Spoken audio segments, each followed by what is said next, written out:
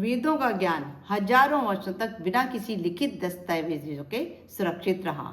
यह आश्चर्यजनक है कि इन मंत्रों को सही उच्चारण और सही लय के साथ पीढ़ी दर पीढ़ी आगे बढ़ाया गया।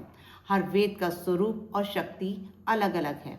ऋग्वेद में सृष्टि के रहस्यों की व्याख्या की गई है।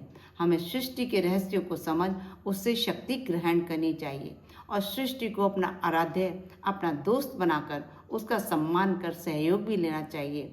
वेदों का रहस्य बहुत गूढ़ है, पर ऐसा नहीं है कि हम उसे समझ नहीं सकते। आइए ऋग्वेद की श्रृंखला को बढ़ाते हुए चलते हैं ऋग्वेद के प्रथम मंडल के सूक्त 98 की ओर। नमस्कार सभी को। यदि आपने अभी तक इस पारस बुद्धि चैनल को सब्सक्राइब नहीं किया है तो कृपया इसको जल्दी से जल्दी सब्सक्राइब कर लें, साथ ही बेल आइकन भी दबा लें ताकि रोज आने वाली वीडियो आपको जल्दी से जल्दी प्राप्त होती रहे। और अपने वैल्यूएबल कमेंट्स भी देना ना भूलें क्योंकि वो मुझे मोटिवेट भी करते हैं। साथ ही अगर कुछ सुधार की आवश्यकता हो तो मैं उसमें सुधार भी कर सकूं। चलते हैं सूक्त 98 के साथ। ऋषि हैं कुश, देवता हैं अग्नि और छंद है तिष्ठो। हम वैश्वानर अग्निदेव की प्रसन्नता बढ़ाने वाले हों। वे ही संपूर्ण लोकों के पोषक और सबके दृष्टा हैं। राजा के सदृश सामर्थ्यवान ये वैश्वानर अग्निदेव सूर्य के समान ही यत्न करते हैं। ये वैश्वानर अग्निदेव धूलोक और पृथ्वीलोक में प्रशंसनीय हैं।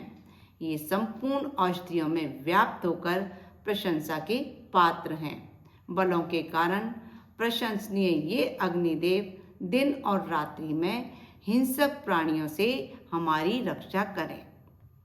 हे वैश्वानर अग्निदेव, आपका कार्य सत्य हो। हे ऐश्वर्यवान, हमें धन युक्त ऐश्वर्य से अभिपूरित करें।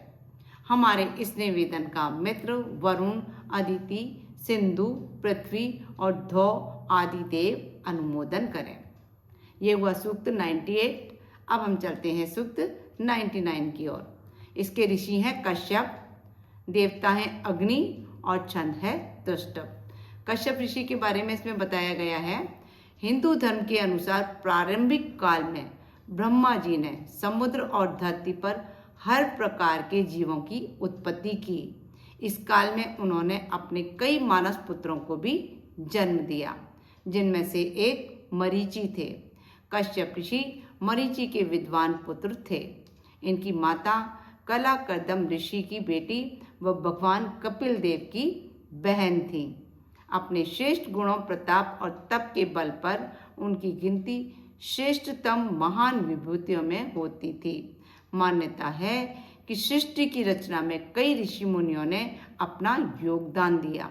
जब हम सृष्टि के विकास की बात करते हैं तो इसका अर्थ जीव जंतु या मानव की उत्पत्ति से होता है। पुराणों के अनुसार कश्यप ऋषि के वंशज भी सृष्टि के प्रसार में सहायक हुए। कश्यप जी की 17 पत्नियां थीं, जिनके वंश से सृष्टि का विकास हुआ।